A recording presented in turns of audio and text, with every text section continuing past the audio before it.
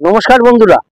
আজকে একটা খুব সাধারণ একটা বিষয় বলি, যেটাতে আপনারাও দেখবেন খেয়াল করে, যে বৃষ্টির সময় বা যখন মেঘ ডাকে, মানে বজ্রপাত যেটাকে বলা হয়, লাইটনিং, যখন ওটা হয় বজ্রপাতেতে দেখবেন, যদি আমাদের বাড়িতে টিভি, ফ্রিজ বলুন বা আপনার পাখা চলে, দেখা যায় সেগুলোতে ক্ষতি পৌঁছে যায়।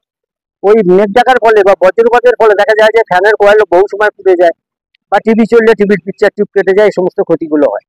তা দেখুন, আমরা অনেক জায়গা অনেক উন্নত করেছি, আমরা চন্দ্রযান পাঠানো হচ্ছে, অনেক কিছুতে উন্নতি করেছি প্রযুক্তিতে, কিন্তু এইরকম ছোট ছোট বিষয়গুলোতে আমরা কিন্তু এখনো পর্যন্ত মানে নিয়ন্ত্রণে আনতে পারি। যদি এরকম কোনো ছোট সার্কিট বা এরকম কোনো ছোট কম্পোনেন্ট যদি ধরুন তৈরি করা যায়, যেটা হয়তো ফ্যানের সাথে বা ফ্যানের কয়েলে বলুন বা আমাদের ফ্রিজে বলুন বা টিভিতে বলুন দেওয়া থাকলে, তাহলে দেখা যাবে যে বজ্রপাত হলে ক্ষতি হবে না। বজ্রপাত যখনই হবে তখনই ওটা অটোমেটিক অফ হয়ে যাবে, মানে কানেকশনটাকে অফ করে দেবে। এই ধরো মানে যেটা আমাদের এমসিবি কাজ করে, এমসিবি আছে, কিন্তু তা সত্ত্বেও দেখবেন যে বজ্রপাত হলে আমাদের কিন্তু এইগুলো মানে মেঘ ডাকলে তখন দেখবেন যে টিভি ফ্রিজ এগুলো খারাপ হয়ে যায়। তা ভাবনা চিন্তা করে দেখবেন যে এরকম ছোট ছোট ব্যাপার, কিন্তু এই সমস্ত জায়গাগুলোতে আমাদের নিয়ন্ত্রণ নেই।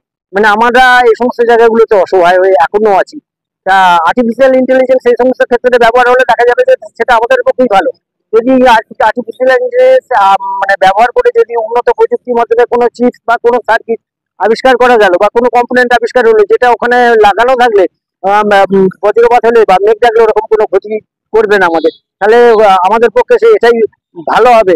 তখন আমরা ক্ষতির হাত থেকে রক্ষা পাবো। ভিডিও ভালো লাগলে ভাবনা চিন্তা করে দেখবেন।